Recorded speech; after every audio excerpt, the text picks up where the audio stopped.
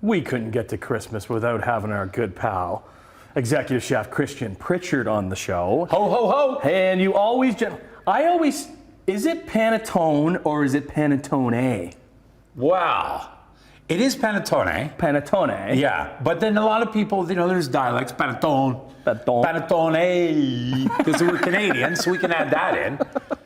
Right? Panettone. But I never grew up with it. Yeah, I never grew up with it. But over the years, you never grew up with it either. No, I'm not Italian, right? But now you've been able to develop all these different ways to have it. Yeah. But you know what, Tim? I think too. We probably have the same kind of background: English, Scottish, Irish, that kind of.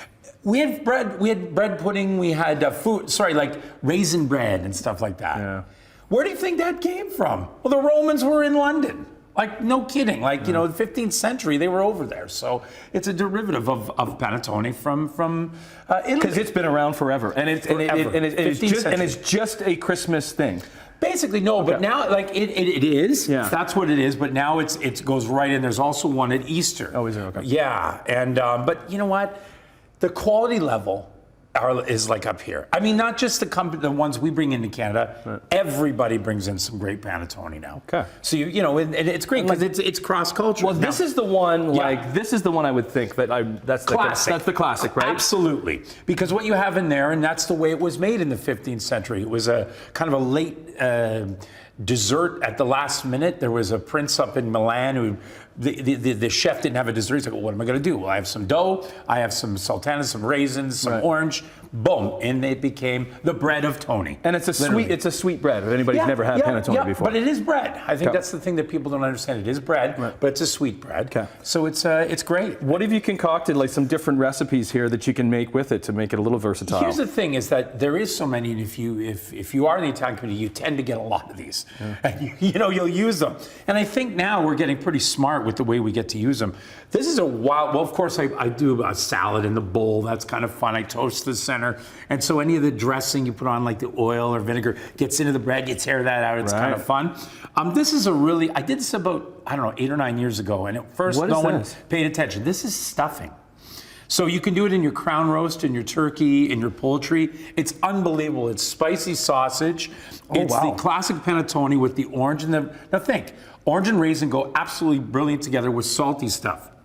It's a perfect pairing, And of course, raisins and all those things in the southern part of Italy, Sicily, are very normal to that society. Is that figs in there? I put some figs in there as well because I had them, and it's just beautiful, that combination of the heat, the salt, the sweetness.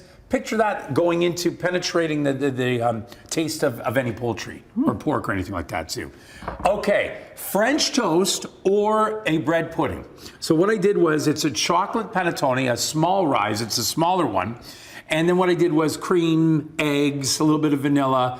Tim, just take your fork and dig in a little bit. Come on, have some fun. We're gonna leave that bread one here. What do you think? There's the egg and the cream. There's the egg and the cream. Oh, you could. Okay. How are we doing? You like that with the chocolate? I've never had the chocolate one before. Well, there's a lot of different flavors, right? So that's the chocolate one right there too. That's nice. That's nice. Now, here's where we're going to get into some fun. Sandwiches with panettone, and now it's all the rage in the restaurants. So we've been sandwiches